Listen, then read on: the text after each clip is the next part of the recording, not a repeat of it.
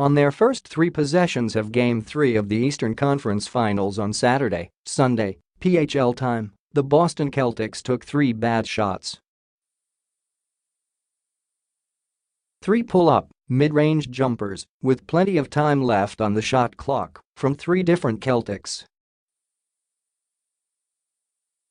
First Jayson Tatum, then Jaylen Brown and Terry Rozier. It didn't matter that one of the 3 shots, Rozier's, went in. What mattered was the quality of the attempts. The Celtics certainly aren't the Houston Rockets regarding mid-range shots. They were right around the league average, 19%, in the percentage of their shots that came from between the paint and the three-point line. But they're playing the league's 29th-ranked defense in this series. Better shots can be found with energy and execution. That never came on Saturday, Sunday, PHL time.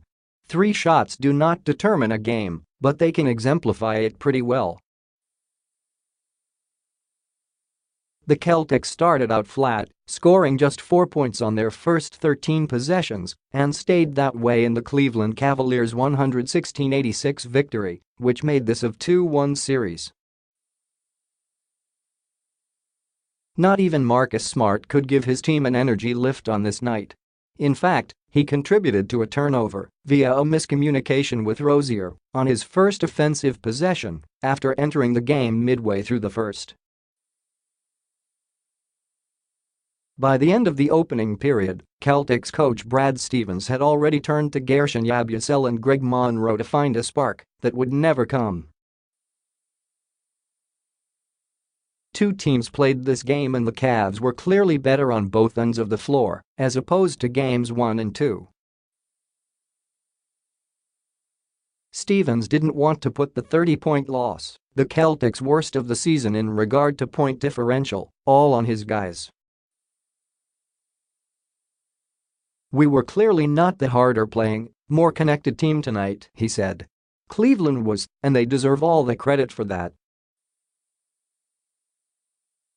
I thought they played a great game.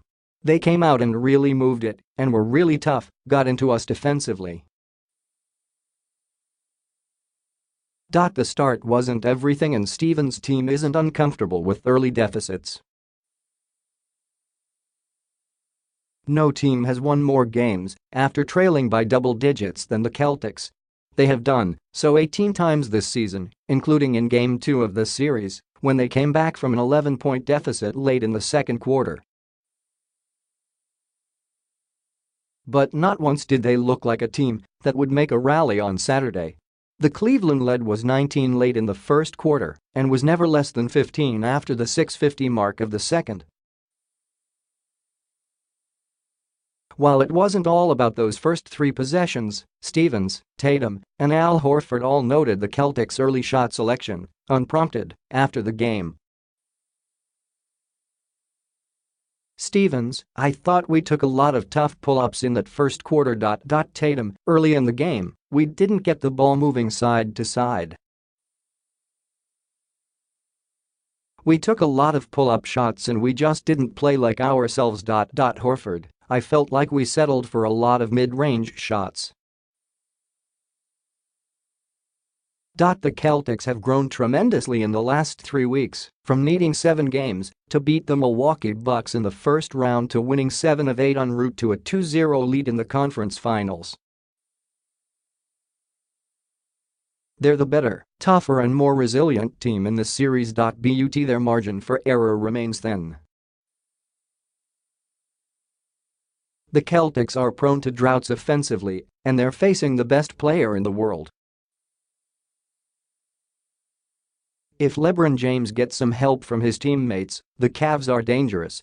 James got that help on Saturday, Sunday, PHL time, and Cleveland made more three-pointers, 17, than it made in games 1 and 2 combined, 14. The Celtics are now 1-5 on the road in these playoffs, with the only win having come in overtime. They will win this series if they remain undefeated at home where they've been almost 24 points per 100 possessions better than they've been on the road, but Stevens was quick to downplay the differential when asked about it on Saturday, Sunday, PHL time. "In my 11 years as a head coach, I probably haven't talked about road and home 5 times with our team," he said. "It's about how you play between the lines. Because I think, if you start talking about that, then you find excuses in both places. We can't play like we played tonight, no matter where we played. If we would have played in Boston like that, we would have gotten beat. Of course, by taking care of business at home in games 1 and 2, the Celtics did give themselves the ability to absorb a loss like this. And maybe the Cavs still win Game 3 against a better effort from Boston. But with how poorly they played, the Celtics certainly helped their opponent get off the mat in this series.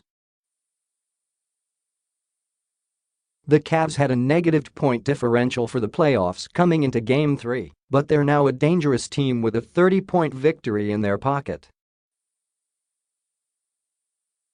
It just shows when you don't bring it as a team and you don't play the way you're supposed to play," Horford said. "These kind of things can happen.